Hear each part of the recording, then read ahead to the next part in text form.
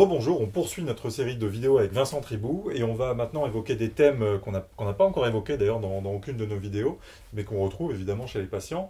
Et la première forme de TOC dont je voudrais qu'on parle maintenant, c'est ce qu'on appelle le TOC de couple, qui s'appelle aussi le TOC affectif. Affectif, ouais. Alors, est-ce que tu peux nous dire ce que c'est, combien de personnes ça touche à peu près, qui ça touche, et surtout comment on traite cette forme particulière Alors, de TOC? moi je te dirais qu'il y a 15 ans, j'en voyais pas. J'en vois un peu plus maintenant, mais j'en vois pas des tonnes non plus. Moi je trouve qu'on a encore le bon vieux TOC de contamination, le bon vieux TOC de vérification qui reste quand même la plus grosse statistique. Le TOC de couple, on en a quelques-uns qui sont arrivés subitement. Ce sont des personnes qui te disent, quand je suis à côté de ma femme, je suis incapable de dire si je l'aime ou pas. Et mon cerveau me dit, bah, si ça se trouve, tu l'aimes pas et tu veux pas te l'avouer. Donc ils font des tests. Ils embrassent en regardant s'ils ressentent quelque chose ou pas, soit du désir sexuel, soit de l'affection. Mais ils sont tellement angoissés que bien évidemment l'anxiété provoquée par le cerveau ruine totalement les sensations positives. Ou alors ils se disent, bah tiens, je vais la prendre dans mes bras devant la télé et voir si ça me plaît. Ou à d'autres moments, ils disent, ah bah chérie, ce soir j'ai un pote de boulot qui m'invite pour aller regarder le foot, est-ce que c'est ok pour toi? Puis ils se disent, mais attends, si tu préfères aller voir le foot avec Christian qui est avec ta femme, c'est peut-être que fondamentalement tu l'aimes pas. Et en fait, ils sont obsédés par cette idée que si ça se trouve, ils sont en train de mentir à l'autre. Alors on l'a soit dans des couples installés depuis longtemps, déjà mariés, soit dans des personnes qui vont bientôt se fiancer et se marier, et qui sont d'autant plus angoissées qu'ils disent que ce serait une trahison que dire oui, alors que fondamentalement ils ne sont pas amoureux. Et tout est prétexte à réassurance. Mais du coup, alors, ce qui est terrible dans ce que tu viens de dire, c'est que du coup, tu te fais des mini-réassurances par des Alors, situations, mais comme tu es tellement angoissé, en fait, ça le marche test, pas. et donc ça renforce. Bah, déjà, le cerveau remet en cause le fait que quand la personne n'est pas là, elle te manque. Le cerveau le remet en cause. Le fait que parfois il y a des rapports sexuels qui se passent bien, le cerveau le remet en cause. Que de temps en temps, en effet, t'embrasses ta femme et oui, t'es content, ça le cerveau dit peut-être que tu te mens à toi-même.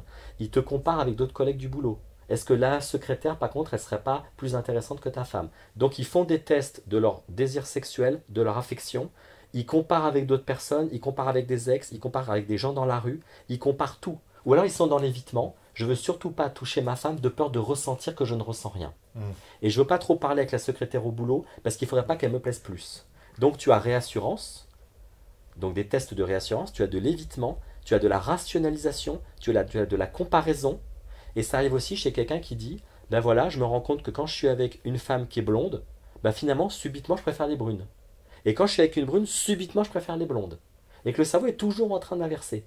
Donc le patient va dire, bah écoutez, sur Tinder, eh ben, j'ai choisi, j'avais le choix entre une blonde et une brune, et ben, je suis parti avec la brune.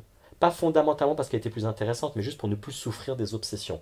Dès qu'ils sont avec la brune, 2 semaines après, leur cerveau leur dit, t'es sûr que la blonde à qui t'as pas donné suite, c'était pas plus intéressant? Donc ils quittent la brune pour se remettre avec la blonde, et 2 jours après, bah tu préférais pas la brune?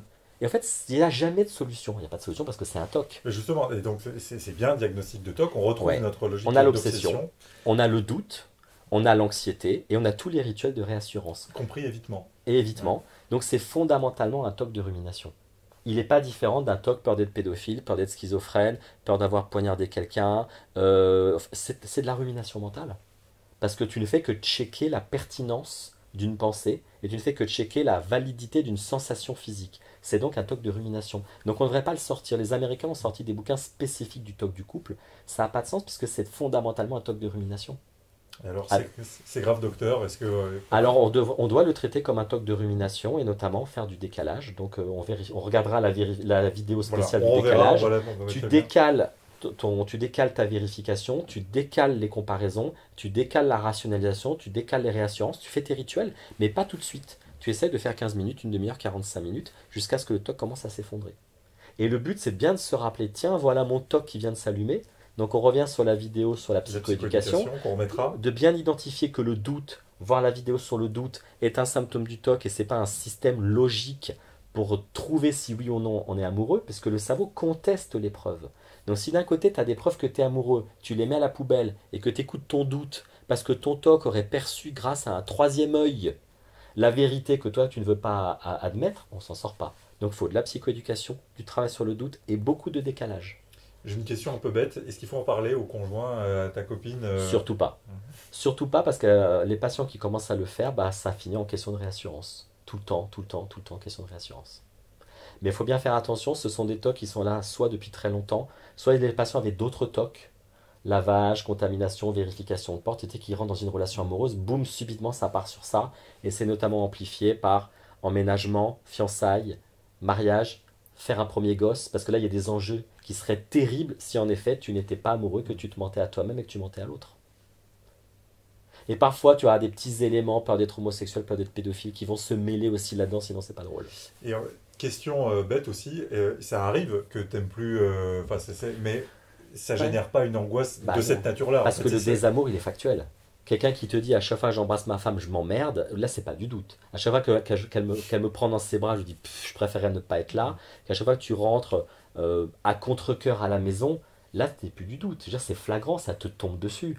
Et c'est ça qu'on fait aussi en thérapie. Qu'est-ce qui est factuel? Ce qui est factuel aujourd'hui, c'est que oui, vous aimez votre femme. mais Ce qui est de que, l'ordre du doute, c'est que votre cerveau ne veut pas l'intégrer. et que tu as une angoisse, si tu veux. Tout à fait. Et le fait, la présence même de cette angoisse montre que voilà, c'est pas un Exactement. fait. Tout à fait. Donc tu n'as pas un fait aujourd'hui que tu n'es pas amoureux de ta femme. Tu n'as pas un fait aujourd'hui que tu es intéressé par la secrétaire. Tu as un cerveau qui doute de ton amour et qui te demande de faire des comparaisons avec la secrétaire pour pouvoir te prouver à toi-même que. Quitte à ce que le cerveau inverse. C'est qu'à 17h015, il te dit embrasse ta femme pour voir si elle te plaît. Et à 17h20, ne lui touche surtout pas la main, ce serait terrible que tu te rends compte que tu l'aimes pas. Donc à certains moments, le TOC veut que tu éclaircisses le doute. Et à d'autres moments, il te dit il faudrait surtout pas que tu te rendes compte de la vérité. Donc voilà, il faut aussi qu'il accorde son violon, le TOC, sur ça.